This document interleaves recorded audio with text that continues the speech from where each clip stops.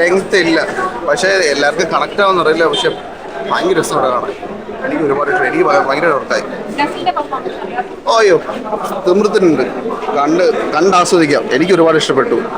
പിന്നെ ഇതിൽ ഫിലിം ഫെറ്റാലിറ്റിയെ കുറിച്ച് കൂടുതൽ പറയുന്നുണ്ട്. അപ്പോൾ അതിലോട്ട് കുറച്ചുകൂടെ താല്പര്യമുള്ള കുറച്ച് കണക്ട് ആവും, അത് മാത്രമേ തോന്നുള്ളൂ. പക്ഷെ ബാക്കി എനിക്കില്ല, ഇടയ്ക്ക് ചെറുതായിട്ട്, അല്ലാണ്ടില്ല. സിനിമയ്ക്കുള്ള സിനിമ തന്നെയാണോ പ്രമേയം? സിനിമയ്ക്കുള്ള സിനിമ തന്നെയാണ്, പക്ഷേ എടുത്തേക്കുന്ന രീതി പറയാൻ വയ്യ. ഭയങ്കര രസമുണ്ട്. നല്ല മൂവിയായിരുന്നു. വേറെ നെഗറ്റീവായിട്ട് എടുത്ത് പറയാനായിട്ട് അങ്ങനെയൊന്നുമില്ല. ഇപ്പോഴത്തെ നമ്മുടെ സമൂഹത്തിൽ സ്മാർട്ട് വർക്ക് മതി എല്ലാവർക്കും, ഹാർഡ് വർക്ക് വേണ്ട എന്നുള്ളത് കാണിച്ചത് തന്നെയാണ് ഈ മൂവി കാണിക്കുന്നത്. മാത്രമല്ല ഏതൊരു ഫീൽഡിലോട്ടും അങ്ങ് എത്തിപ്പെടാൻ വേണ്ടിയിട്ട് കാണിച്ചു തരുന്ന ഒരു ഒരുപാട് സ്ട്രഗിൾ നേരിട്ടിട്ടാണ് എല്ലാവരും വരുന്നത്.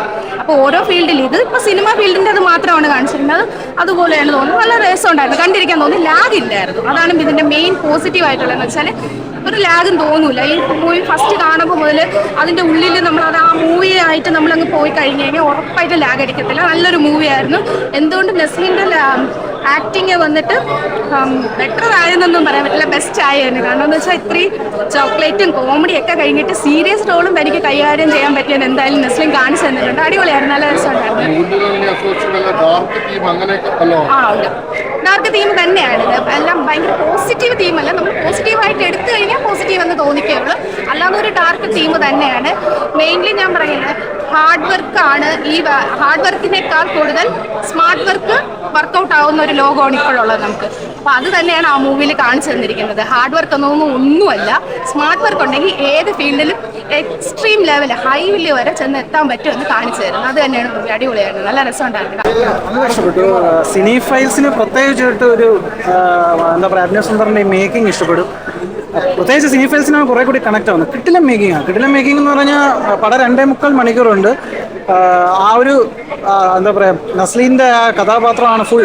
മുകുന്ദൻ ഉണ്ണിയുടെ ഒരു ശൈലിയാണ് പിടിച്ചിരിക്കുന്നതെങ്കിലും പക്ഷെ കുറേ ഡാർക്ക് ഡയലോഗ്സ് ഒക്കെ ഉണ്ട്, അതൊക്കെ ഭയങ്കരമാണ്. മൊത്തം എന്താ പറയുക, സിനി ഫൈൽസിനുള്ള ഒരു സംഭവം കൊടുത്തിട്ടുണ്ട്. പിന്നെ സിനിമയ്ക്കകത്തുള്ള ഈ അഭിനവ് സുന്ദർ നേരിട്ട കുറേ സാധനമുണ്ട്. പുള്ളി ഇപ്പം മുകുന്ദൻ ഉണ്ണി കൂടിയാണല്ലോ സംവിധാനം ആവുന്നത്.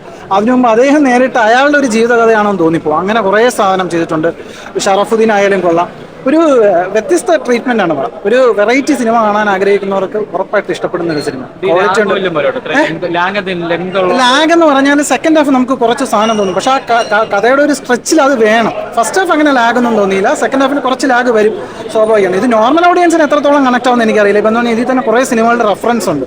അപ്പോൾ സിനി ഫൈൽസിന് ഭയങ്കര ഒരു ഗുഡ് മൂവിയാണ്, കിട്ടില്ല. അതായത് സിനിമ എടുക്കാൻ ആഗ്രഹിക്കുന്നവർക്കും സിനിമയുടെ അടുത്ത് ഭയങ്കരമായിട്ട് പാഷൻ ഉള്ളവർക്കും പിന്നെ നമ്മുടെ ലൈഫിൽ ഇപ്പം നമ്മുടെ ലൈഫിൽ തന്നെ വിധിയാണ് നമ്മുടെ ജീവിതം തീരുമാനിക്കുന്ന പറയുന്നത്. അതിന് മുമ്പിൽ തോറ്റു കൊടുക്കാത്ത ഒരാളുടെ കഥ അത് നസ്ലിൻ കിടിലായിട്ട് ചെയ്തിട്ടുണ്ട് കേട്ടോ. നമ്മൾ നല്ല പെർഫോമൻസ് ആണ് ചെയ്തിരിക്കുന്നത്. നസ്ലിൻ മാത്രമല്ല, ഷറഫ് ആയാലും പിന്നെ ക്യാമിയോ റോൾസ് ഒക്കെ നല്ലതായിട്ടുണ്ട്. ഭയങ്കരമായിട്ട് ഇഷ്ടപ്പെട്ടു. അതായത് എല്ലാ സിനിമയിലും പറയുന്നതെന്ന് പറഞ്ഞാൽ സിനിമയ്ക്കകത്തുള്ള കഷ്ടപ്പാടാണ്. അത് സിനിമ എന്നല്ല, നമ്മുടെ ലൈഫ് തന്നെ ഭയങ്കര കഷ്ടപ്പാടാണ്. പക്ഷെ ആ വിധിയുടെ മുമ്പിൽ തോറ്റു കൊടുക്കുന്നത്. ഇപ്പം മുകുന്ദൻ ഉണ്ണിയും ഈ സിനിമയെ എടുത്ത് നോക്കിക്കഴിഞ്ഞാൽ രണ്ടിലെ സിമിലാരിറ്റീസ് ഉണ്ട്. പക്ഷെ രണ്ട് കഥാപാത്രങ്ങൾ, മുകുന്ദൻ ഉണ്ണി ആയാലും ഇതിൽ നസ്രീനെ അവതരിപ്പിച്ച കഥാപാത്രമല്ല, വിനീത് മാധവൻ എന്ന് പറഞ്ഞ കഥാപാത്രമായാലും അഭിനയ സുന്ദർ അത് പോർട്രേ ചെയ്തിരിക്കുന്ന രീതി കിടുവാണ്.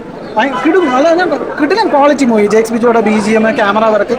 ഞാൻ പറഞ്ഞില്ല, നോർമൽ ഓഡിയൻസിനെ കണക്ട് ആവാൻ കുറച്ചൊരു പാട് പോലെ തോന്നും. പക്ഷെ അത് സിനിമ മാറ്റി വിട്ടിട്ട് നമ്മുടെ ലൈഫുമായിട്ട് കണക്ട് ചെയ്താൽ മതി. എനിക്ക് നല്ല രീതിയിൽ ഇഷ്ടപ്പെട്ടു. കിടിലം പടം അത്യാവശ്യം നല്ലൊരു പടമാണ്. കോമഡി കാര്യങ്ങളൊക്കെ ഉണ്ട്. ഒരു ഡാർക്ക് ഹ്യൂമർ അങ്ങനത്തെ ഒരു പരിപാടി തന്നെയാണ്. മുന്നത്തെ പടം പോലെ തന്നെ, മുകുന്ദനുണ്ണി പോലെ തന്നെ. പിന്നെ ക്യാമിയോസ് കാര്യങ്ങളൊക്കെ അത്യാവശ്യം നന്നായിട്ടുണ്ട്. പെർഫോമൻസ് വൈസ് ആണെങ്കിലും കൊള്ളാം, കഥയാണെങ്കിലും കൊള്ളാം. കുറച്ച് ലെങ്തി ആയിട്ട് തോന്നി പടം, എന്നാലും കുഴപ്പമില്ല. അത്യാവശ്യം നല്ലൊരു ഹിറ്റ് പടമായിരിക്കും. സിനിമയ്ക്കുള്ള സിനിമ തന്നെയാണ്. സിനിമയ്ക്കുള്ള ഒരു സിനിമ തന്നെയാണ് കഥ പറയുന്നത്. അപ്പോൾ അതിനൊരു പ്രത്യേക ഫാൻ ബേസ് ഉണ്ട്. സിനിമയ്ക്കുള്ള സിനിമ പറയുമ്പോൾ അത് അത്യാവശ്യം നന്നായിട്ട് തന്നെ ഉണ്ടായിരുന്നു. മൊത്തത്തിൽ കുഴപ്പമില്ല. അത്ര വന്നില്ല, എന്നാലും കുഴപ്പമില്ല. ഫസ്റ്റ് ഹാഫ് നമുക്ക് ഭയങ്കരമായിട്ട് ഇഷ്ടപ്പെട്ടു. പക്ഷേ സെക്കൻഡ് ഹാഫിൽ നമ്മൾ പ്രതീക്ഷ അത്രത്തോളം വന്നിട്ടില്ല. ഫസ്റ്റ് ഹാഫിൽ ഒരു വലിയ ഇമ്പാക്റ്റാണ് കൊണ്ടുവന്നത്. നസ്ലിൻ്റെ ഒരു പെർഫോമൻസ് നമുക്ക് സൂപ്പറാണ്. പടം നമ്മൾ വലിയ പ്രതീക്ഷ സെക്കൻഡ് ഹാഫിൽ കൊടുക്കണ്ട. ഓക്കെ, പടം കണ്ടുകൊണ്ടിരിക്കാം.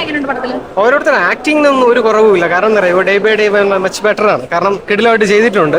ഇപ്പം നസ്ലിൻ തന്നെ ചെറിയൊരു പൂരം ചത്ത മീശയും വെച്ചുകൊണ്ട് ഫസ്റ്റ് ഹാഫിൽ നമുക്കൊരു വെടിപ്പുരയൊക്കെ തരുന്നുണ്ട്, തൃശ്ശൂപൂരം പോലെ. പക്ഷേ സെക്കൻഡ് ഹാഫ് നമ്മൾ ആ പ്രതീക്ഷ എക്സ്പെക്ടേഷൻ അത്രത്തോളം വന്നിട്ടില്ല. ബട്ട് നമുക്ക് വൺ ടൈം വാച്ചബിൾ ആണ്, കുഴപ്പമില്ല, കാണാം.